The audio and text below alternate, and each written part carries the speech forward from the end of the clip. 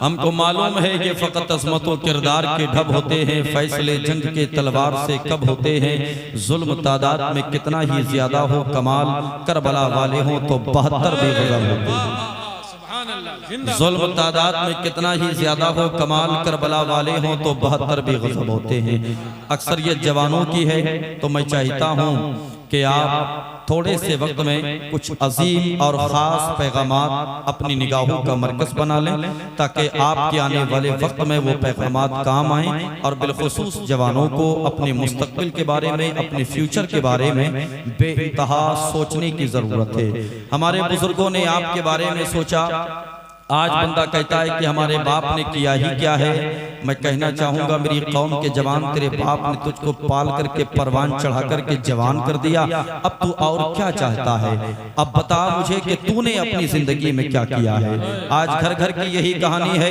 अगर गुर्बत की चक्की पीस रहा है, मुफलिसी ने अगर दामन को आकर के पकड़ लिया है, तो बंदा सबसे पहला वार अपने बाप की तरफ करता है। हमारे बाप ने अगर अपनी लाइफ में कमाया होता, हमारे बाप ने अगर अपनी जवानी को यूं ही बर्बाद ना किया होता, तो आज हमारे भी सामने ये मुफलिसी का अंबार ना लगा होता, गुर्बत का अंबार ना लगा होता। याद रखें मेरी कौम के जवानों, अल्लाह ने अगर आपको हाथ सलामत दिए हैं, अल्लाह ने अगर ये आपको आंखें सलामत दी हैं, अल्लाह ने अगर आपको ये पैर सलामत दिए हैं, तो फिर परेशान होने की जरूरत क्या है। तेरे बाप ने अगर माली एतबार से तेरे लिए कुछ ना किया, तो बता कि तूने अपनी जिंदगी में अपने छोटे भाइयों के लिए, अपनी बहनों के लिए और खास करके अपने बाप के लिए क्या किया है। आज बंदा सुबह से लेकर के शाम तक कितने पैसे कमाता है, उसके बावजूद भी बंदा माँ बाप को कहीं ना कहीं हकारत की नजर से देखता हुआ नजर आता है। जो मेरी कौम के जवान माँ बाप को तरजीह देते हैं, वो काबिले तहसीन व आफरी हैं, काबिले मुबारकबाद हैं। वो जवान जो कि बाप को तरजीह देते हैं, माँ को तरजीह देते हैं। वरना हालात हमने इस तरह के भी देखे हैं। अगर बाप पैसा मांगता है, और पहली बात तो मैं तो ये कहता हूं कि हमारे बाप को हमसे पैसा मांगने की नौबत ही क्यों आती है। इसलिए कि आप अपने बचपन में जाकर के देखो, जब तुमको पैसे की जरूरत हुआ करती थी, बाप कभी तो आपके कहने से पैसा दिया करता था, बाप कभी तो आपके मुतालबा करने से पैसा दिया करता था। लेकिन मेरी कौम के जवानों, आपने देखा होगा वो मंजर भी, अगर आपको जरूरत है पैसे की, आपके लब नहीं खुलते थे, मगर आपका बाप समझ जाया करता था। वो अगर काम करके आया करता था तो सबसे पहले तेरी चीज के लिए पैसा निकाला करता था, बगैर मुतालबे के तुझको पैसा दिया करता था।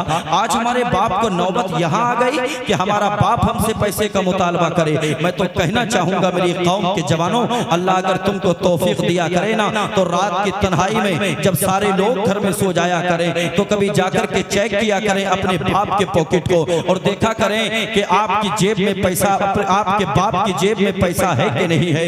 मेरी कौम के जवानों, अगर आपके बाप की जेब में पैसा नहीं है, खुदा के बंदो, अगर कुछ रकम अपने पॉकेट से निकालने के बाद अपने बाप की जेब में डाल करके आराम से तुम तो सो जाओगे, लेकिन जिस वक्त भी तेरे बाप का हाथ तेरे बाप की जेब में जाएगा, वो पैसा तेरे बाप की निगाहों का मरकज बनेगा। खुदा की कसम मैं तयक्कुन के साथ कहता हूँ, तेरे बाप के हाथ दुआओं के लिए उठेंगे। और मैं तयक्कुन के साथ ये भी बताता हुआ चलूं, सारी दुनिया तेरे लिए मिलकर के अगर बद्दुआ करे, एक बाप तेरे लिए अगर अपने हाथों को उठा करके दुआ कर दे, तो परवरदिगारे आलम तेरे बाप की दुआओं को रद्द नहीं फरमाता है। जिस तरह से अंबिया की दुआएं उम्मती के हक में कबूल होती है, उसी तरह से बाप की दुआएं बेटों के हक में कबूल हुआ करती हैं। मैं कहना ये चाहूंगा, जिंदगी में खूब कमाओ, अगर आपके बाप ने नहीं कमाया तो आप कमाओ। इसलिए कि नबी ने गरीबों से प्यार फरमाया है, मगर कहीं ये नबी ने नहीं फरमाया कि गरीब बनना। नबी ने गरीब से प्यार जरूर किया है, लेकिन ये नहीं फरमाया कि गरीब बनना। तो अब हमारे लिए ऑफर है, हमारे और आपके लिए फ्रीडम है, हमें गरीब बनने के लिए नबी ने नहीं फरमाया है। मेरी कौम के जवानों, दिनों रात एक करने के बाद एजुकेशन में अपने आप को सरे फहरिस्त लेकर के आओ, तालीमी मैदान में अपने आप को निकाल करके लाओ। इसलिए कि तुम अगर तालीमी एतबार से मैदान में मैदान अमल में आओगे, तुम्हारे हाथ में अगर कलम होगा, तो खुदा की कसम आने वाली नस्लें तुम्हारी तारीफ करती हुई नजर आएंगी। आज बंदा कहता है जी हम अगर पढ़ेंगे, हुकूमत उस नौयत की नहीं है कि हमको नौकरी दे सके। मैं कहता हूँ ये तेरी सुस्ती और काहिली है, वरना हमने न जाने कितने जवान जवानों को हुकूमत इसी हुकूमत से नौकरियां हासिल करते हुए देखा है। याद रखना मेरी कौम के जवानों, जो सर किताबों के लिए झुक जाते हैं वो सर हमेशा उठे हुए नजर आते हैं। आप अपने दिमाग को, अपनी सहन को, अपनी फिक्र को एक मर्तबा तालीम की तरफ लेकर के तो आओ, आप दुनिया में इनकलाब पैदा करोगे।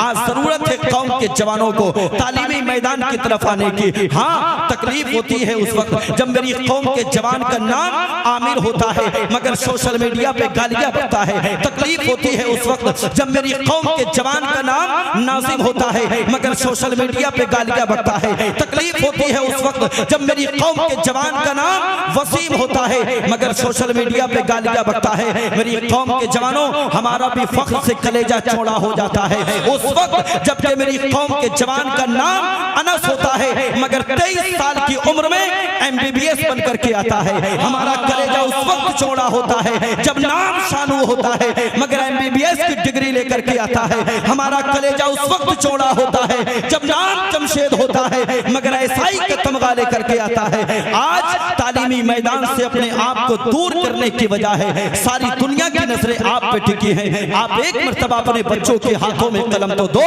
एक मर्तबा अपने बच्चों को तालीमी मैदान में लेकर के आओ। खुदा की कसम, ये आपकी आने वाली नस्लों की तारीख को अगर ना बदल दे तो आप कहना अगर इस दुनिया में जिंदा रहना है, इस दुनिया में अगर जीना है तो फिर याद रखो तलवार की बुनियाद पे नहीं बल्कि कलम की बुनियाद पे जीना होगा। तुम्हारा कलम जो लिखेगा वही दुनिया मानती हुई नजर आएगी, तुम्हारा कलम जो बोलेगा उसी को दुनिया एक्सेप्ट करती हुई नजर आएगी। आखिरत की भी परवाह करते चलो, आखिरत की भी सोचते चलो, आखिरत का भी कुछ ध्यान रखते चलो, इसलिए कि तुमने सब कुछ दुनिया को समझ रखा है। और कौम के जवानों, ये दौलत जरूरी है आपकी जिंदगी को गुजारने के लिए मगर याद रखें जो हालात आज हिंदुस्तान के हैं इससे कहीं ज्यादा हालात खराब आने वाले वक्त में हिंदुस्तान के होते हुए नजर आएंगे। आपके कुंडेसरा की सरजमीन पर कितने मुसलमान रहते हैं मुझे बताओ, कितने MBBS आपकी बस्ती में है मुझे बताओ, कितने डॉक्टर साहब की बस्ती में है मुझे बताओ, कितने प्रोफेसर साहब की बस्ती में है मुझे बताओ। कौन सा तालीम का बहुत बड़ा कारनामा तुमने अंजाम दिया है?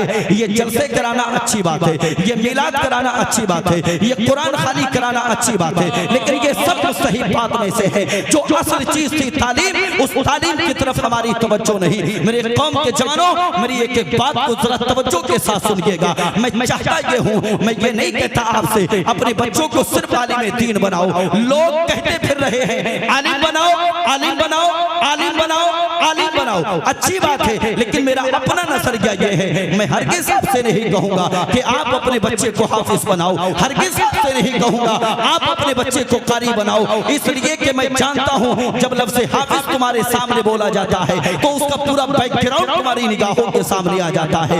लफ्ज़ कारी तुम्हारी निगाहों के सामने बोला जाता है, पूरा बैकग्राउंड तुम्हारी निगाहों के सामने आ जाता है। हम चाहते ये हैं कि एक तरफ मेरी कौम के शहजादे के हाथ में दुनिया की तालीम हो और दूसरी तरफ मेरी कौम के शहजादे के हाथ में यही कुरान हो।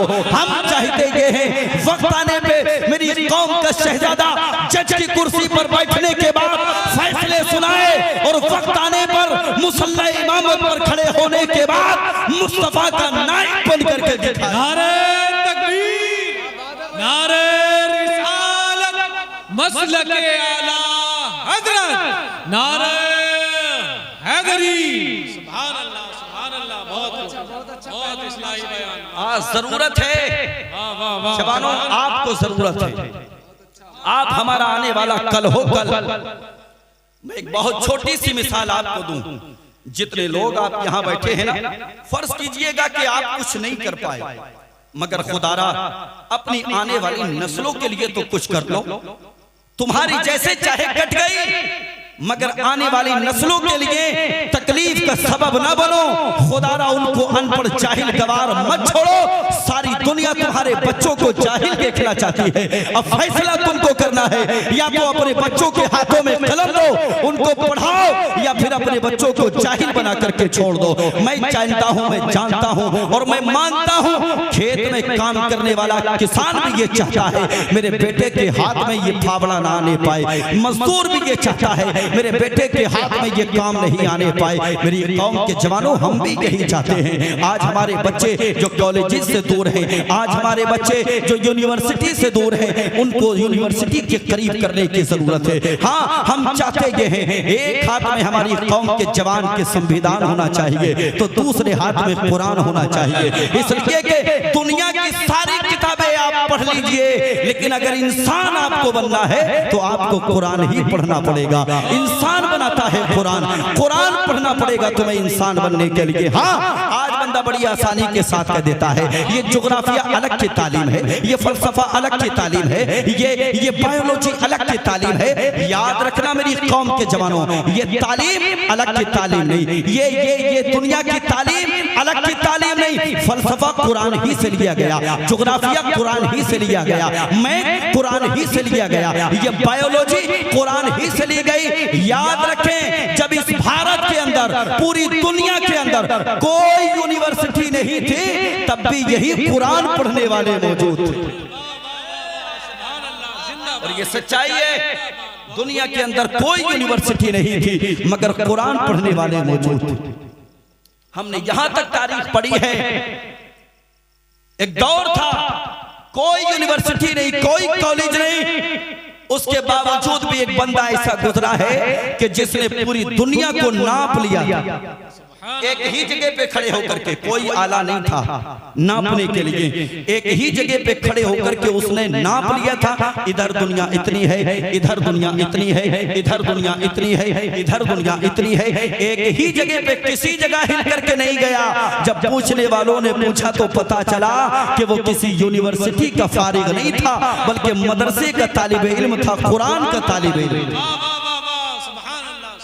आप दुनिया की कोई सी किताब पढ़िएगा, मगर आपको इंसान बनने के लिए कुरान ही की तालीम चाहिए।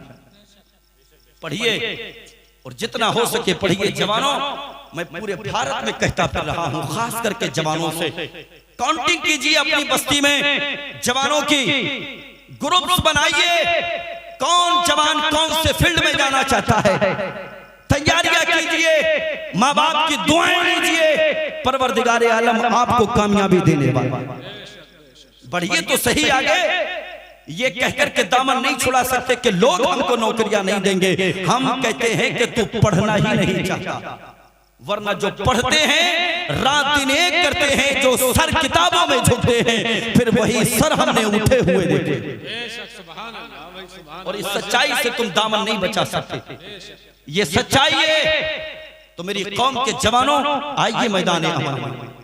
इसलिए कि आज हालात खास करके इस्लाम के ताल्लुक से भारत के बहुत नाजुक हैं, और हम इजाजत नहीं देंगे इस्लाम के किसी मानने वाले को कि तुम तलवार लेकर के आओ। तुम जो तालीम से दूर चले गए हो ना, बस तुम तालीम की तरफ आ जाओ, जवाब खुद ब खुद दुनिया वालों को मिल जाएगा। हाँ, आज क्या हो रहा है प्रशासन में तुम्हें खबर नहीं है, वुकला क्या कर रहे हैं तुम्हें मालूम नहीं है, इसलिए कि तुम्हारा कोई बंदा नहीं है।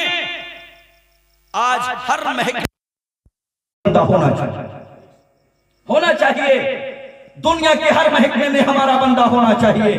इसलिए कि वक्त आए तो फिर वो हिंदुस्तान के लिए भी अपनी जान को कुर्बान करता होगा।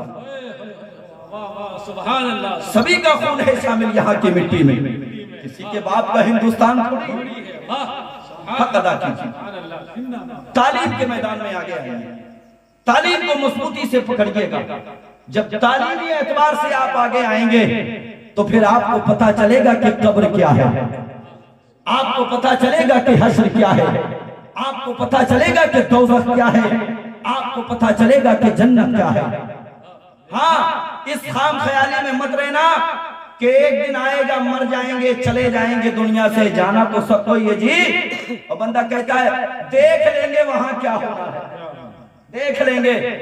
तेरे आबा अजदाद ना देख सके तो तू क्या देखेगा, क्या देखेगा मेरे भाई? उम्र आपकी तालीम की अगर नहीं है, उसके बावजूद भी आपको चाहिए कि आप इमाम की बारगाह में आकर के ज़ानुए अदब को तय करें, इमाम के पास आकर के अपनी नमाजों को दुरुस्त करें, इमाम के पास आकर के अपने कलमों को दुरुस्त करें, इमाम के पास आकर के जरूरियात दीन को सीखते हुए नजर आए। आज हम इमाम के पास आते हैं, आकर के बैठ जाते हैं, बैठने के बात बताओ कितना दीन सीखते हो, कितना दीन तुम अपने घरों में लेकर के जाते हो। और खुदा के बंदो आखिरत की परवाह करो, खुदा के बंदो आखिरत के बारे में सोचो। एक नाम है अमर बिन मुस्लिम, वो कहते हैं कि मेरे पड़ोस में एक ऐसा शख्स रहा करता था जो कब्र खोदने का काम किया करता था। मैं बैठा हुआ था, एक दिन मेरे दिमाग में क्या आया, मैंने चाहा कि उसको बुलाऊं और बुलाने के बाद उससे मालूम करूं, बता तो सही कि तू कब्रिस्तान में जाने के बाद वहां की कब्रों को खोदा करता है, बता तूने कभी कोई कब्रिस्तान में कोई अजीब व गरीब बात देखी कि नहीं देखी। अल्लाह अकबर, कब्र खोदने वाला बैठा है निगाहों के सामने। उसने कहा हाँ, एक दिन ऐसा मंजर मेरे रब ने मुझे दिखाया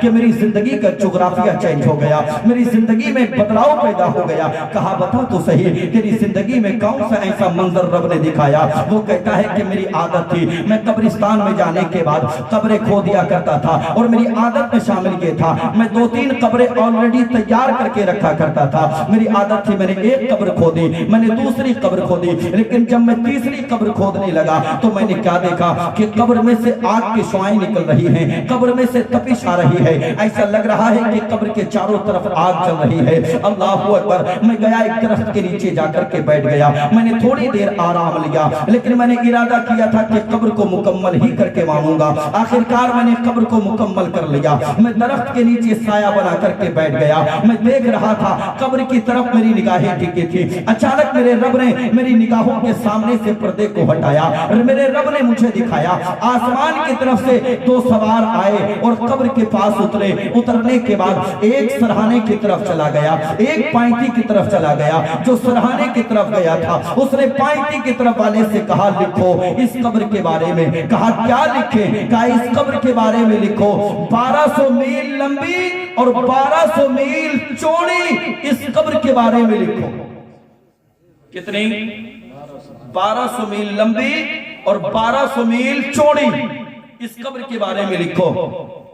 वो कहते हैं कि मेरी निगाहों के सामने उसने लिखा। फिर दूसरी कब्र के करीब गए, एक सवार है जो कि सरहाने की तरफ खड़ा है, दूसरा सवार है जो कि पाइती की तरफ खड़ा है। अल्लाह अकबर, सरहाने वाले सवार ने कहा लिखो इस कब्र के बारे में। कहा इस कब्र के बारे में क्या लिखा जाए? तो उसने कहा इस कब्र के बारे में ये लिखो जहां तक नजर जाए, मेरे जुमले तवज्जो से सुने, जहां तक नजर जाए वहां तक इसकी कब्र को वसी लिख दिया जाए, लंबा लिख दिया जाए, चौड़ा लिख दिया जाए, जहां तक नजर जाए, यानी तहते नजर कुशादा लिख दिया जाए। अल्लाह अकबर। वो बुजुर्ग कहते हैं कि जब तीसरी कब्र पे के सवार गए और जाने के बाद सवार ने कहा दूसरे सवार से इस कब्र के बारे में लिखो। अब तवज्जो मेरी तरफ करें, निगाहें मेरी तरफ करें और मेरे हाथ का इशारा देखें। पहली कब्र के बारे में क्या कहा? 1200 मील लंबी लिखो, 1200 मील चौड़ी लिखो। दूसरी कब्र के बारे में क्या कहा? तहते नजर कुशादा लिखो। लेकिन जब तीसरी कब्र की बारी आई तो वो कहता है कि जब तीसरी कब्र के बारे में लिखा गया तो इरशाद हुआ जो आने वाले सवार थे उन्होंने कहा कि इस कब्र के बारे में लिखो इस कब्र की लंबाई और चौड़ाई, ये शहादत की उंगली और ये अंगूठा मिलाया, कहा इतनी लिखो। अल्लाह, कितनी लिखो? कहा इतनी लिखो। वो कब्र खोदने वाला कहता है कि मेरी हैरत की इंतहा ना रही। अब मैं कहीं नहीं गया, मैं इंतजार करने लगा, मैं देखूंगा कि इन कब्रों में कौन आता है। अल्लाह अकबर, अल्लाह अकबर। कब्र में सबको जाना है मेरे भाई, कब्र की तैयारियां करते चलो। हाँ, कब्र की तैयारियां करते चलो। तुम दुनिया ही में रह करके कब्र की तैयारियां करोगे। याद रखें, अपने गुरूर को, अपने घमंड को, अपनी अना को, अपनी तकब्बुर को एक तरफ फेंक करके आओ और आओ इस्लाम की बका के लिए, आओ इस्लाम के तहफ्फुज़ के लिए, आओ इस्लाम को उरूज देने के लिए अपने आप को लेकर आओ मेरे भाई। अल्लाह ने आपसे बहुत ज्यादा काम लेना है। समझो अपनी जिम्मेदारी को, अपनी जिम्मेदारी को एक्सेप्ट करो। अपने घरों में इस्लामी माहौल पैदा करो, अपने घरों में इस्लामी माहौल पैदा करने के बाद इस्लामी कल्चर को अपने अपने अपने घरों में रखो, लेकिन दुनियावी कल्चर को अपने घरों में मत आने दो। याद रखो, अगर भाई है तो बहन की हिफाजत की जिम्मेदारी है, बेटा है तो माँ की हिफाजत की जिम्मेदारी है, शोहर है तो बीवी की हिफाजत की जिम्मेदारी है। ये नहीं चलेगा मैदानी महशर में मौला हमारा तो दामन साफ है। खुदा के बंदे तुझे भाई बनाया था, तूने बहन पे नजर ना रखी, तुझे बेटा बनाया था, तूने माँ पे नजर ना रखी, तुझे शोहर बनाया था, तूने बीवी पे नजर ना रखी। अपनी निगाहों की हिफाजत करो। जब तुम अपनी निगाहों की हिफाजत करोगे तो परवरदिगार आलम तुम्हारे घरों पे बद निगाहें जो पड़ेंगी उनसे तुम्हारे घर वालों की हिफाजत फरमाएगा। लेकिन शर्त यह है कि तुम अपनी निगाहों की हिफाजत करो। बदलो अपने हालात, अपने ख्यालात बदलो, अपना गुरूर एक तरफ रखो, अपना घमंड एक तरफ रखो। एक नाम है हजरत उमर बिन अब्दुल अजीज है, दौरे खिलाफत है, आपका बादशाह है, वक्त के बादशाह है। अल्लाह अकबर। आप ही के दौर में एक सैयदजादे हैं जो कि बहुत ज्यादा गरीब हैं। अल्लाह ने 4 बेटियां अता फरमाई। कितनी बेटियां? जबान से बोले कितनी बेटियां? तवज्जो है, तवज्जो है जी, बहुत तवज्जो के साथ सुने, जरा मोहब्बत से कह दे सुभान अल्लाह और जी लगा के सुभान अल्लाह। मेरी बात को एक एक बात को बहुत तवज्जो के साथ सुनिएगा। नाम है उमर बिन अब्दुल अजीज। उन्हीं के दौर में एक सैयदजादे हैं जिनको अल्लाह ने 4 बेटियां अता फरमाई। हमने देखा है दुनिया का माहौल। अल्लाह अगर किसी को 2 बेटियां भी देता है ना तो फिर रातों में तन्हाई में उठ करके बाप रोया करता है, मौला बेटियां अता फरमाई हैं तो इनके जहेज का इंतजाम भी फरमाना, बेटियां अता फरमाई हैं तो इनकी रुखसती का इंतजाम भी फरमाना। अल्लाह अकबर। 4 बेटियां अता फरमाई। ये सैयदजादे हैं, किसी से सदका नहीं ले सकते, किसी से खैरात नहीं ले सकते, अल्लाह अकबर, किसी से ज़कात नहीं ले सकते। रात की तन्हाई में अपने नाना को याद करके रोने लगे और जब ये नाना को याद करके रोए तो नबी ने करम फरमाया, मदीने के ताजदार इनके ख्वाब में तशरीफ ले आए। सुभान अल्लाह, सुभान अल्लाह, वाह वाह वाह, सुभान अल्लाह। ख्वाब में तशरीफ लाए। मेरे नबी ने फरमाया, शहजादे क्या हुआ? या रसूल अल्लाह, गुर्बत ने रुला दिया, मुफलिसी ने रुला दिया। 4 बेटियां हैं, 4, मगर शादी का इंतजाम नहीं। अल्लाह अकबर। मदीने वाले ने करम फरमाया, मदीने वाले ने फरमाया, शहजादे नाम है उमर बिन अब्दुल अजीज, उसके पास जाना और उससे जाकर के उसके कान में कहना, रोजाना 10,000 मरतबा नबी की बारगाह में दुरूद पाक पढ़ा करते हो तुम। परसों तुमने 3,000 मरतबा दुरूद पाक कम पढ़ा है। रोजाना 10 कुरान के पारे पढ़ा करते हो, 3,000 मरतबा दुरूद पाक कम पढ़ा है। मदीने के ताजदार ने फरमाया है कि उसका जुर्माना तुमको देना पड़ेगा।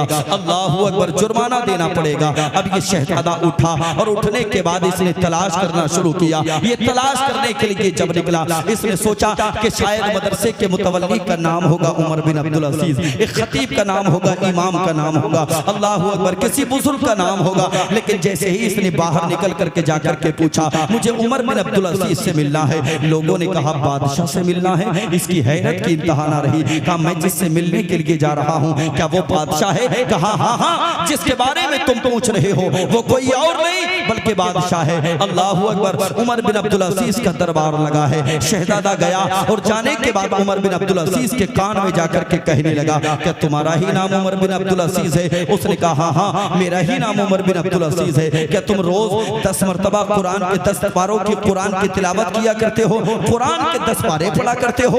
जब इतना सुना उमर बिन अब्दुल अजीज की हैरत की इंतहा ना रही। हाथ पकड़ा, बता जल्दी से कौन है, कहां से आया है? इसलिए कि मैं जानता हूं या मेरा परवरदिगार जानता है। इतना ही नहीं, शहजादे ने कहा तुम्हारा ही नाम अब्दुल अजीज है, उमर बिन अब्दुल अजीज है। तुम रोजाना 10,000 मरतबा नबी की बारगाह में दुरूद पाक पढ़ा करते हो। अल्लाह अकबर। जब इतना कहा तो और हैरत की इंतहा ना रही। इतना जब सुना हैरत की इंतहा ना रही। का जल्दी बताओ तुम कौन हो, कहां के रहने वाले हो, कहां से आए हो? अल्लाह अकबर। वो बुजुर्ग कहते हैं, वो शहजादा कहता है नबी का, कहता उमर बिन अब्दुल अजीज ठहरो, मेरी बात मुकम्मल होने दो। का बात मुकम्मल कर। शहजादे ने कहा परसों तुमने 3,000 मरतबा कम भी पढ़ा है।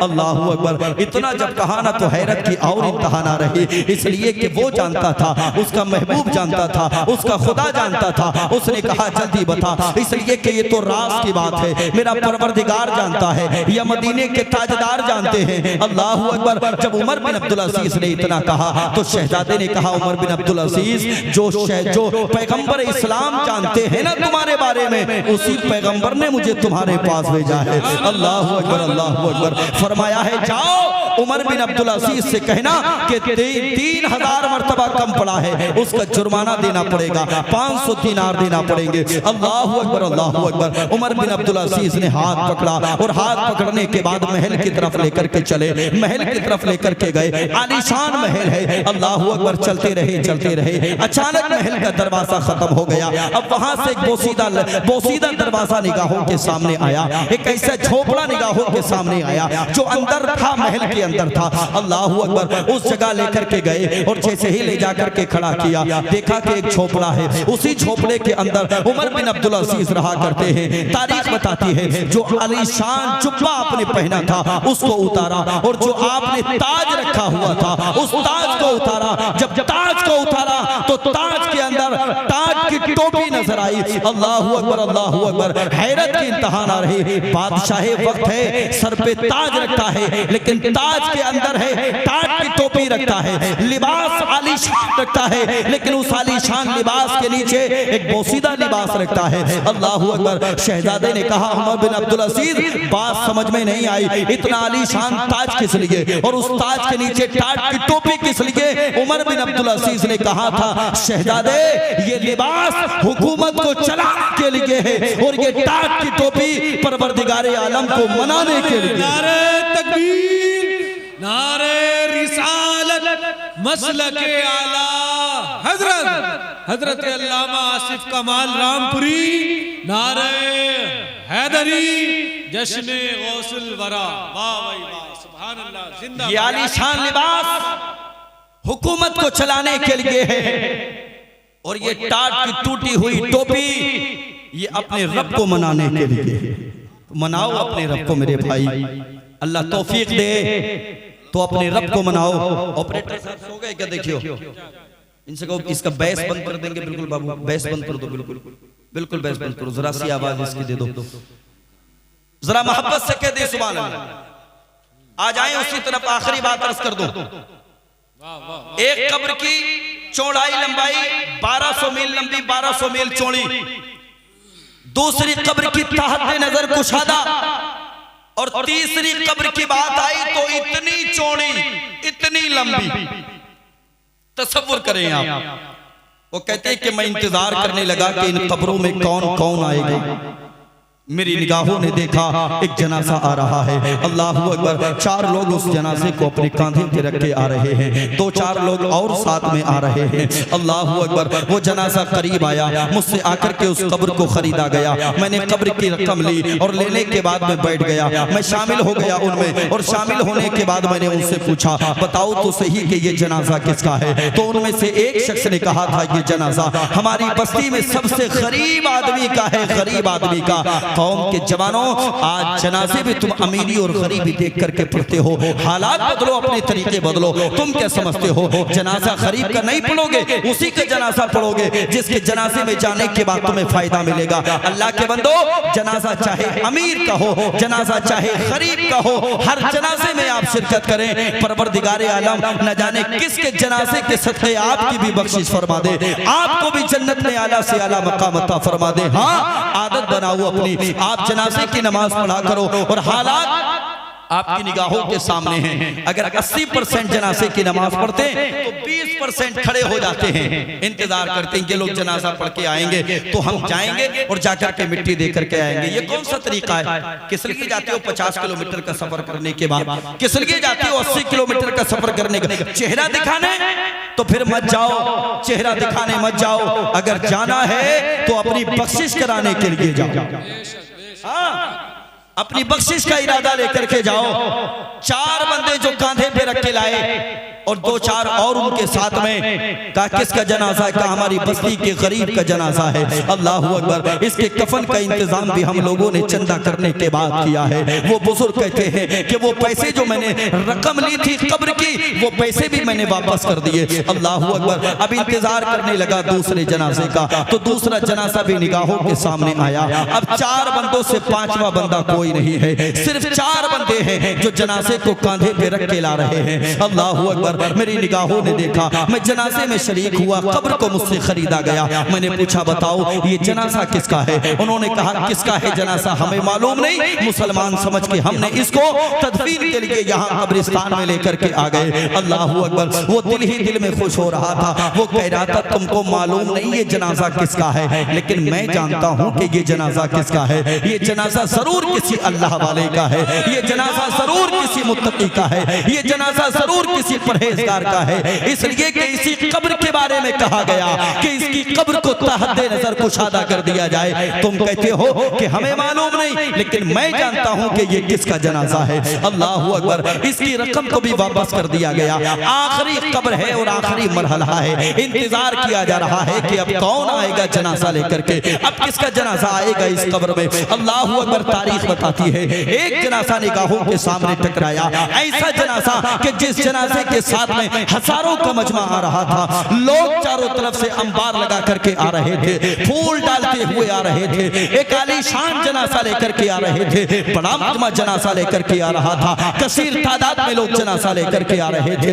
ये इंतजार कर रहा था उस जनाजे का। करीब आया जनाजा, इसकी कब्र को खरीदा गया और कब्र को खरीदने के बाद तदफीन अमल में लाई जा रही थी। इसने किसी के कान में जाकर के कहा यार बताओ तो सही कि ये जनाजा किसका है। उसने कहा ये हमारी बस्ती के सबसे अमीर की बीवी का जनाजा है। अल्लाह अकबर, अब ये दिल ही दिल में सोचने लगा ये अमीर की बीवी जरूर हो सकती है, मगर ये गरीब थी। गरीब किस एतबार से? दौलत के एतबार से अमीर थी, मगर सजदों की गरीब थी। दौलत के एतबार से गरीब थी, दौलत के एतबार से अमीर थी, मगर नमाजों की तरफ से गरीब थी, रोजे की तरफ से गरीब थी, हज की तरफ से गरीब थी, ज़कात की तरफ से गरीब थी। अल्लाह अकबर, एक ऐसी औरत जो अमीर की औरत का जनाजा कब्रिस्तान में आया है, मगर उसकी कब्र के बारे में पहले ही कह दिया गया इसकी कब्र को इतना कर दिया जाए, इतना इशारे से कहा गया, इतना कब्र को रखा जाए। उसने कहा यार इसकी जिंदगी के लम्हात तो बता, कैसे इसने जिंदगी के लम्हात गुजारे। उसने कहा ये अमीर की बीवी तो थी, मगर बेपर्दा बाजारों में जाया करती थी, बेपर्दा बेहयाई का मुजाहरा करती थी। मेरी कौम की शहजादियों, मैं आपसे भी कहना चाहूंगा अगर अपनी आने वाली नस्लों को आबाद करना चाहती हो तो ये निगाहें टीवी की तरफ नहीं टिकना चाहिए, ये निगाहें कुरान की तरफ जाना चाहिए, ये निगाहें मुस्तफा की हदीस की तरफ जाना चाहिए, ये निगाहें मुस्तफा की नात की तरफ जाना चाहिए। याद रखें जब हमारे मुआशरे की बेटी सुधरेगी तो हमारी आने वाली नस्लें सुधरेगी। इसलिए कि इनके आगोश मोहब्बत से जो बच्चा दुनिया में आएगा, खुदा की कसम यकीनन वो बेटा खालिद बिन वलीद तो नहीं मगर गुलामे खालिद बिन वलीद बनकर के पैदा होगा। हाँ, अबू बकर सिद्दीक अब नहीं आएंगे मगर गुलामे सिद्दीक अकबर पैदा होंगे, गुलामे हजरत उमर पैदा होंगे, गुलामे हजरत उस्मान गनी पैदा होंगे, गुलामे हजरत मौला अली पैदा होंगे। अब कोई हुसैन नहीं आएगा मगर घर घर में गुलामे हुसैन पैदा होगा।